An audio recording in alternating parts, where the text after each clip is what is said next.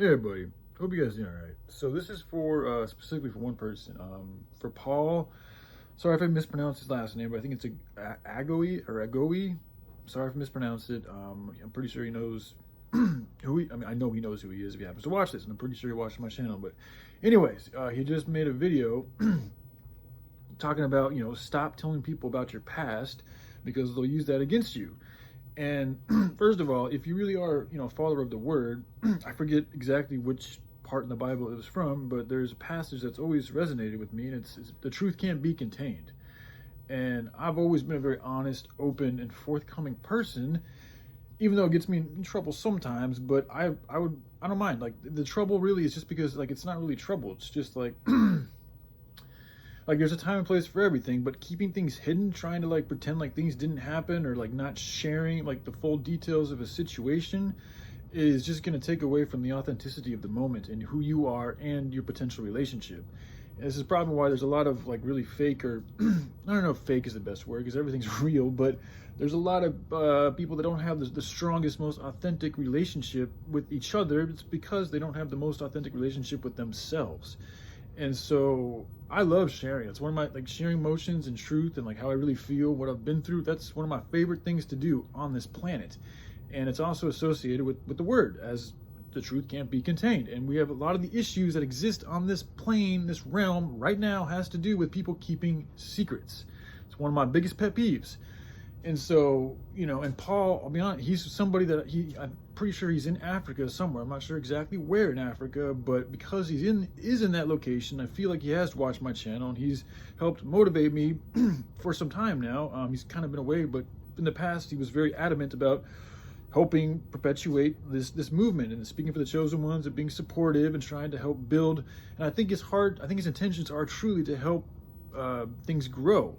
But I don't think he like hit that advice he gave about not being truthful with like your past and shit. Like, I do not agree with. And I'm also a little disappointed because he's living in Africa, one of the worst, most chaotic and destroyed and miserable places on the planet.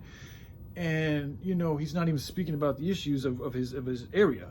And that's one of the issues that humanity has, is people choosing to neglect the problems around them. Like, you're literally in one of the biggest epicenters of the problems for humanity, and you're not even speaking about it. Like, you could be talking about hemp, you could be talking about the dying children, you could be showing images of these areas to help perpetuate this movement, because when people see this shit, it affects them. Like, one of the issues we have here is like we're good about caring about our little inner circle, but the collective we have an issue with. So like, people that are in positions to share images of what's really going on in places like Africa and other areas that are very war torn, you guys have the ability to share that information with people so that they can see and feel what's really going on over there.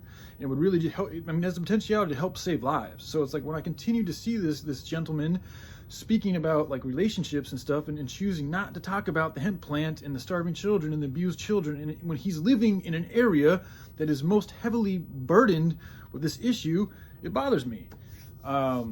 Along with his advice just didn't even make good sense to me. And so it's just like, I just had to make this video, all right? And I have a lot of appreciation for you, bro, if you happen to watch this, and I'd love to work with you and collaborate with you. But if you can't even talk about the starving children when you're living in an area where that's a huge problem, and the hemp plant, when that could because like, the hemp plant, like here in America, we already have a pretty, like, it's a toxic infrastructure, but we do have an infrastructure. Like, we have emergencies, we have, hospitals, we have education system, we have a police force, we have more order here than a lot of other parts of the world. But you don't have that there. And the hemp plant can help give you the economy, the power, the resources, the job opportunities to grow a good economy right where you are. And the hemp grows, it's a very hardy plant. I'm sure it would grow very well in Africa. And yet, you don't want to talk about it. And again, the hemp plant is in just any herb. Like, other herbs do other things too, but nothing does as much that what I've seen as the hemp plant. So it's like, I do feel it was the green herb. The green herb they're talking about in the Bible is the hemp plant, or the marijuana, the cannabis plant. Okay. So I hope that you can start talking about these things and helping save some lives. So, all right, love you guys. Y'all take care. Bye.